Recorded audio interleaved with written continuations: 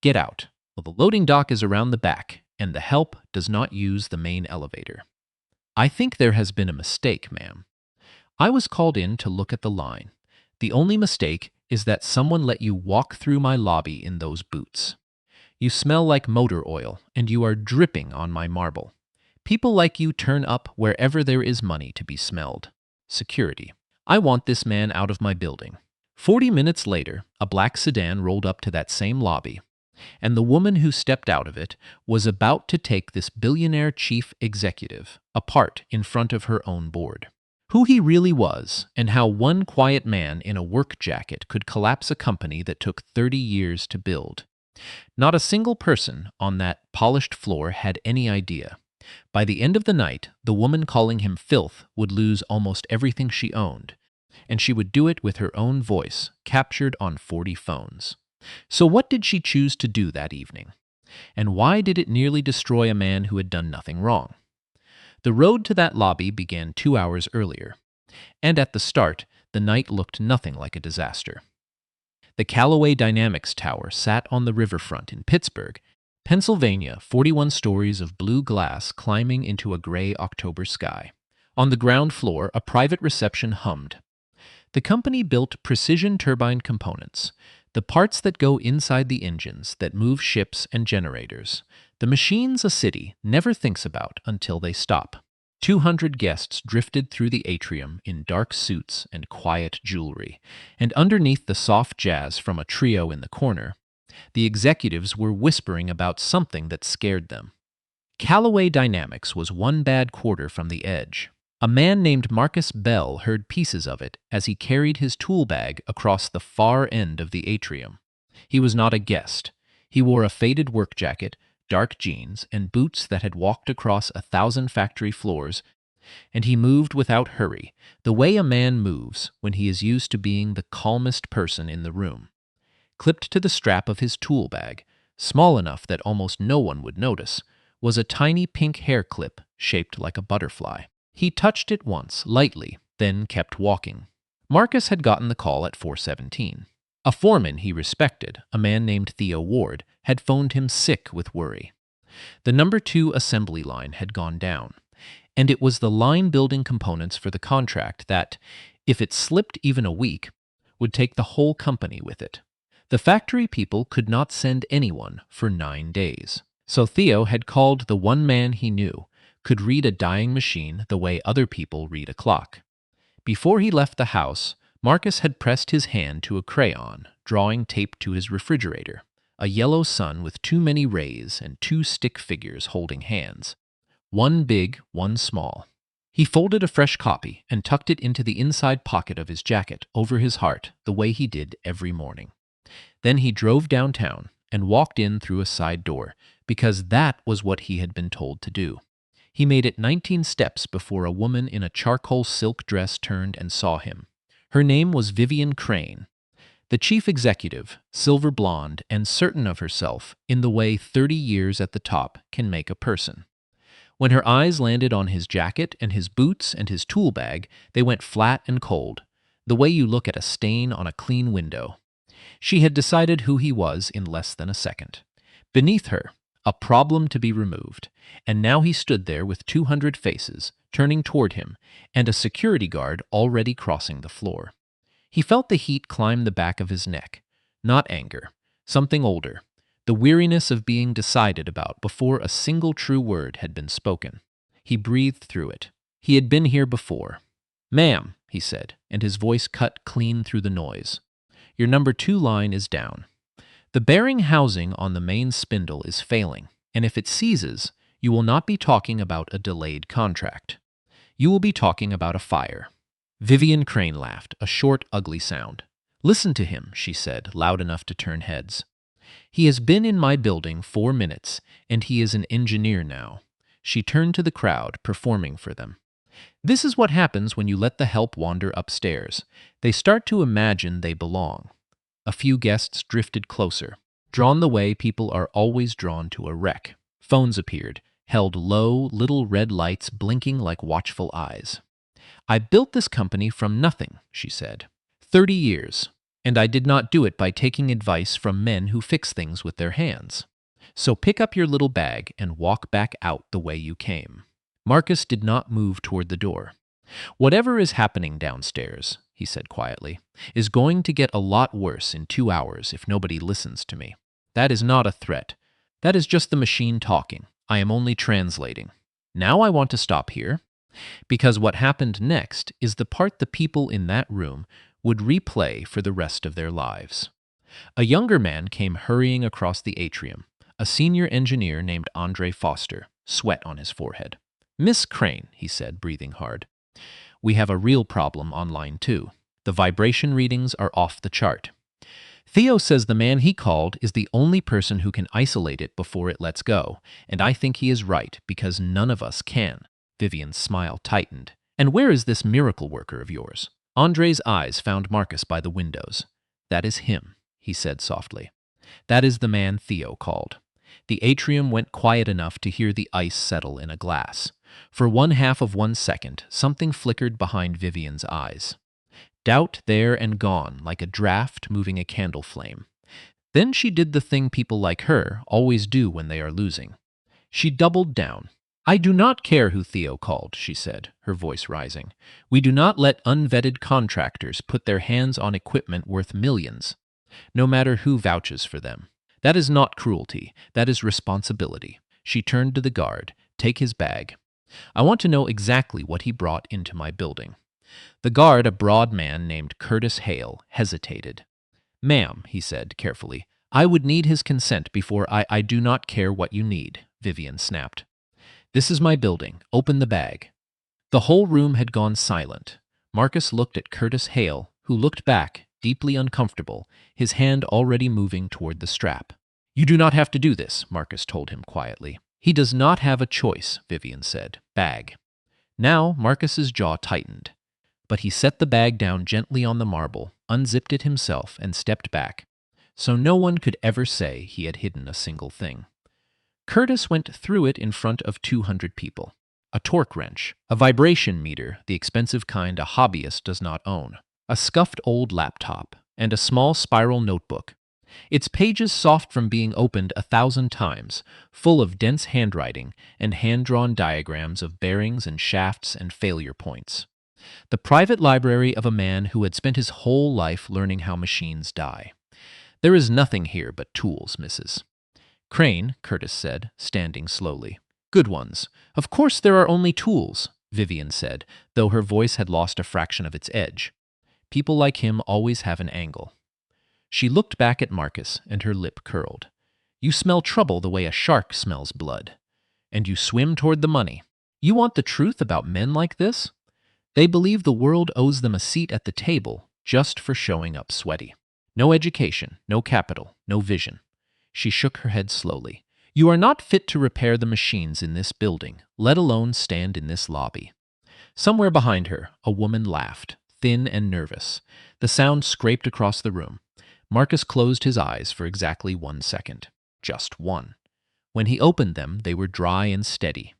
His hand drifted, without his quite deciding it, to the folded drawing over his heart. He pressed it once through the fabric. Then he let his hand fall. "I am going to ask you one time."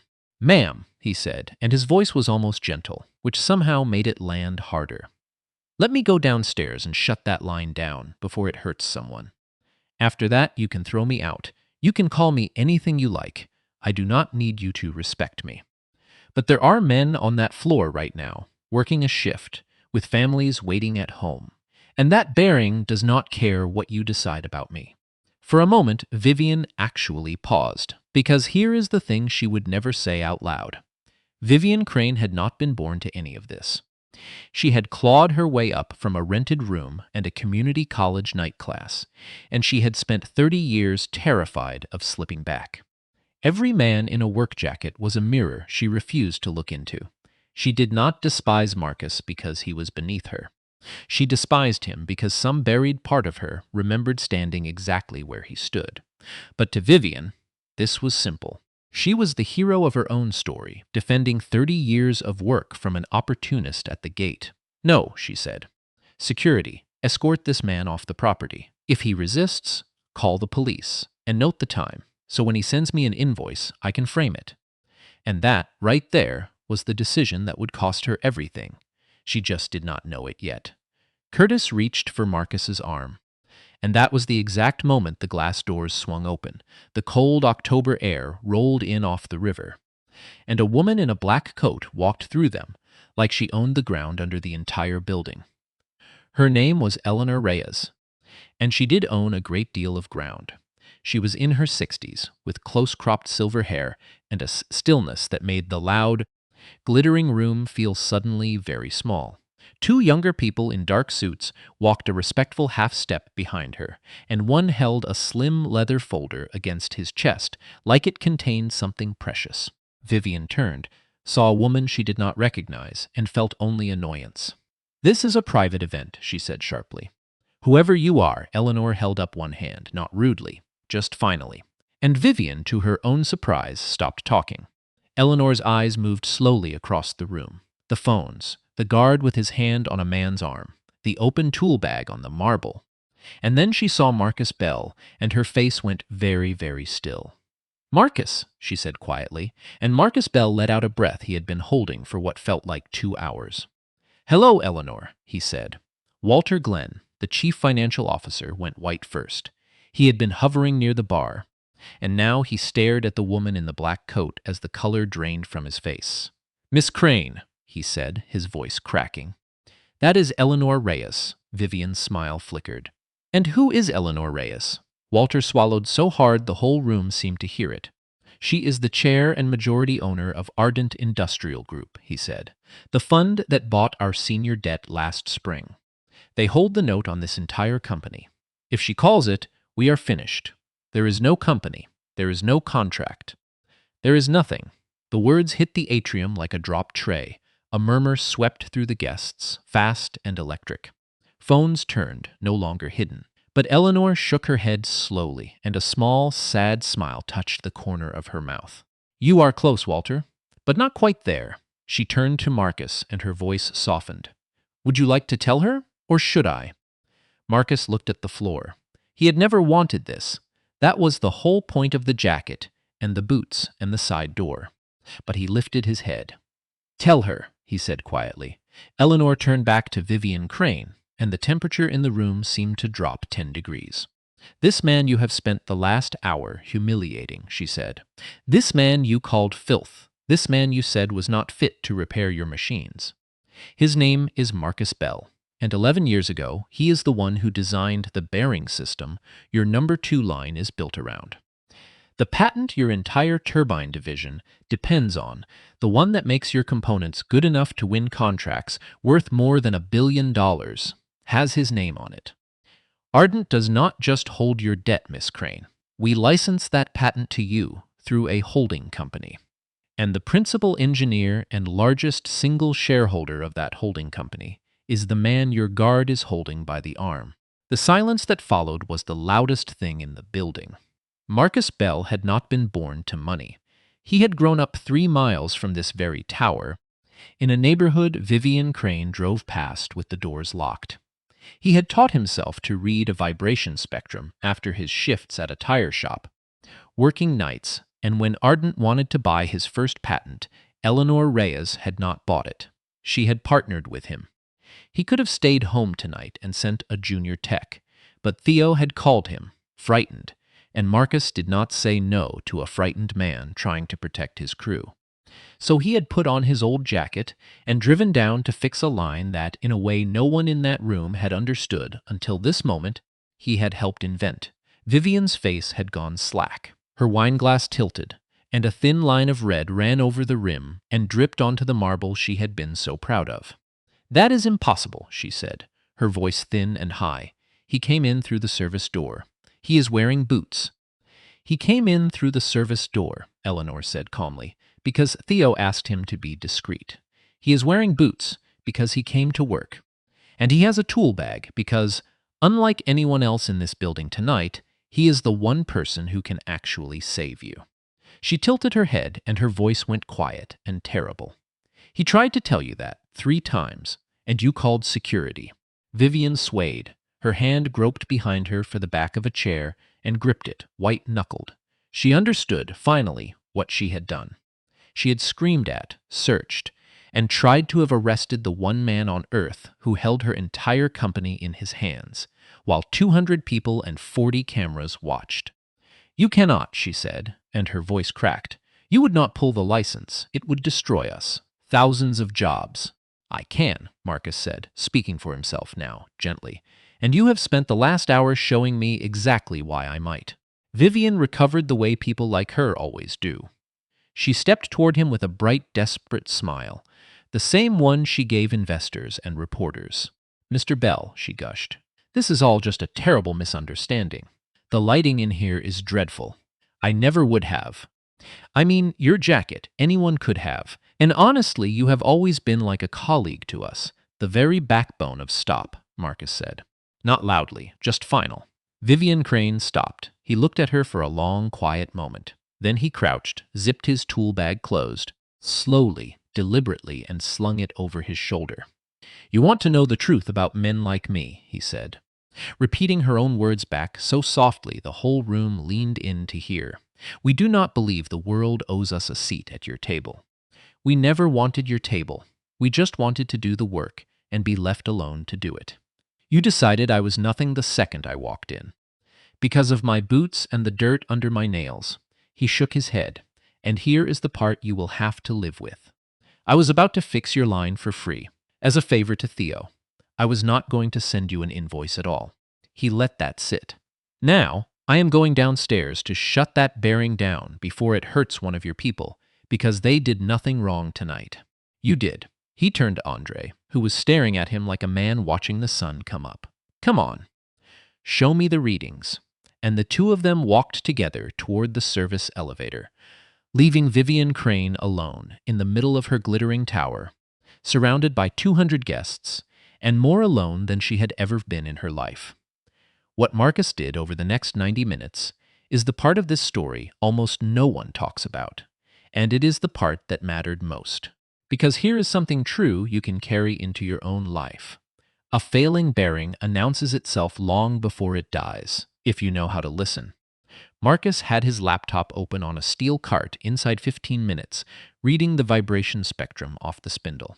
He showed Andre how a healthy bearing hums in a smooth, even band, and how this one had grown a sharp spike at a very specific frequency, a frequency you can calculate from the size of the bearing and the speed of the shaft.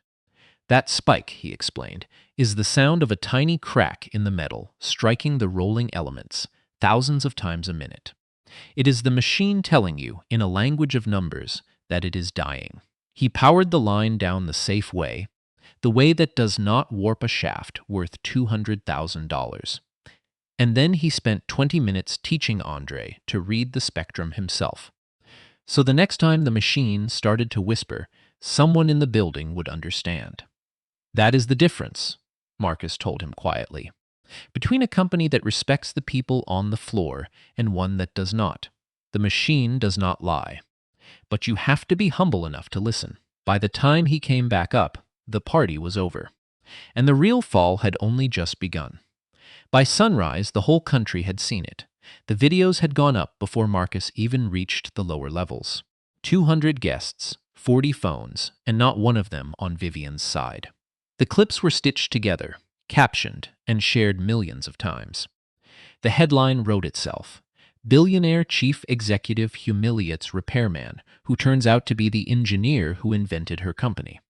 People watched Vivian Crane say the word filth. They watched a grown man's tool bag searched in front of 200 people. They watched a woman in a black coat say 5 quiet words: "His name is Marcus Bell," and bring an empire to its knees. The internet found Vivian's old interviews, the ones where she called herself a champion of working people, and set them beside the footage. The contrast was merciless. Callaway Dynamics opened on the stock market that morning and dropped like a stone, down nearly 40% by noon. Inside the glass tower, the board called an emergency meeting, led by a chair named Patricia Vaughn. "There is no version of this we survive with her at the top," Patricia said, "and the patent our whole turbine division depends on is licensed to us by the man she tried to have arrested in our own lobby. Vivian sat at the far end, gray and hollow, still in yesterday's clothes. 30 years I built this, she said. You cannot just. We can, Patricia answered, echoing words Vivian had spoken to another person not 18 hours earlier. And the vote is already counted. The board removed Vivian Crane that same afternoon. The woman who had spent her whole life terrified of losing her place lost all of it in a single day. Not to a stranger, not to bad luck, but to her own voice captured on 40 phones. The legal fallout came next, and it came hard. What had been done to Marcus had names in a courtroom.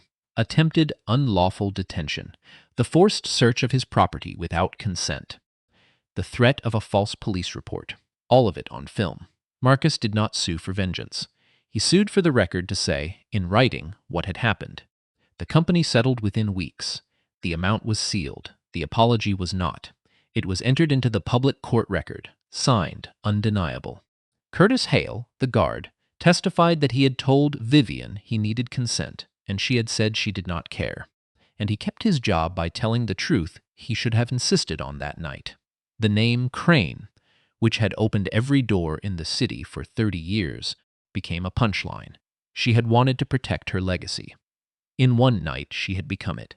6 months later, almost nothing about Marcus Bell had changed.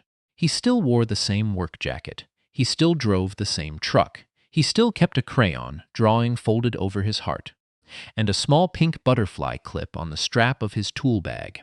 And he still pressed his hand to his chest in the quiet moments, the way he had since the worst day of his life, the day he had become the only parent in a house that had once held two. He still answered the phone when a frightened foreman called. But some things did change. Ardent did not pull the license. Marcus would not let it. Thousands of people worked at Callaway Dynamics, and not one of them had said the word filth. Instead, Eleanor and Marcus made the new leadership sign reforms the company should have had all along. A real ethics office. And a written promise, framed and hung by the front door where everyone could see it, that no worker or contractor in that building would ever again be searched or detained on one person's word. Andre Foster ran the production floor now, and the first thing he had done was teach a class. Every new technician learned, in their first week, how to read a vibration spectrum, how to hear a machine whisper before it screamed. And there was one more thing. Eleanor Reyes had a goddaughter, a structural engineer named Nadia Coleman. She had read the court filings and watched the footage, and she had been moved most of all, not by the moment Marcus could have destroyed a company, but by the 90 minutes afterward, when he had gone downstairs and saved it anyway, and then taught a stranger how to do his job. They met at a small dinner at Eleanor's home, and talked for 3 hours about turbines, and about grief, and about the strange courage it takes to keep being gentle in a world that mistakes gentleness for weakness. He told her about the drawing in his pocket, though not the whole story, not yet. She did not flinch. She just reached across the table and held his hand. It was not a grand romance. It was quieter than that, and better. And here is the small, sharp grace at the end of all of it. There was a benefit dinner that winter, raising money for a scholarship fund for the children of industrial workers. Marcus Bell was the guest of honor, though he had argued against that too.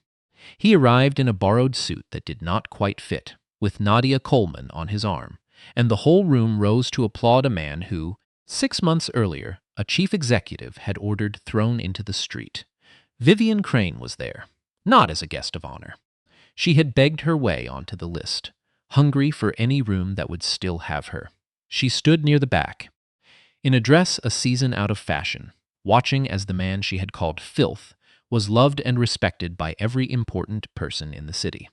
She watched Nadia lean over and whisper something that made him laugh, a real laugh, the kind Vivian had never once heard in her tower. And then Marcus saw her. He did not gloat, he did not point. He simply held her gaze for a moment across the bright, crowded room, and then he gave her the smallest nod. Not cruel, not kind, just an acknowledgement, the kind you give someone you once knew, a long time ago, before everything changed. And then he turned back to the people who loved him, and he let her be exactly who she had chosen to be. That was the whole lesson. He never had to raise his voice to teach it. Vivian Crane lived quietly after that, in a smaller place, with a name that opened no doors. Sometimes, late at night, she would start to type an apology to Marcus Bell. She never sent one. Some part of her understood that the only apology that mattered was the one she had refused to give when it could have changed everything. When a tired man in a work jacket had stood in her lobby and asked, gently 3 times, just to be allowed to do his job and keep her people safe. She had been right about one thing in the end. Someone in that lobby had not belonged. It just was not Marcus. It was her, and through all of it, Marcus Bell stayed exactly who he had always been. He kept the drawing over his heart. He kept the little clip on his bag. He kept listening to machines other people could not hear, and he kept being gentle with frightened people. Because somewhere not far away, there was a small reason he came home every night, a reason whose hand he had been holding in crayon since long before any of this began. The money had been there all along. He had simply never needed it to know who he was. Never measure a person by the dirt on their hands or the wear on their boots. The richest soul in the room is almost never the loudest one. Sometimes it is the quiet man in the work jacket who knows everyone's name, who came in through the side door, who could have burned it all down and chose instead to go downstairs and fix what was broken. A note for me, the storyteller. This story is fiction. Marcus, Vivian, Callaway Dynamics, and everyone in it came out of my imagination, and any resemblance to a real person or company is coincidence. But I did not invent the feeling at the center of it, and neither did you. Almost all of us have stood in a room where someone decided who we were before we opened our mouths, judged by a uniform, an accent, a pair of worn-out shoes.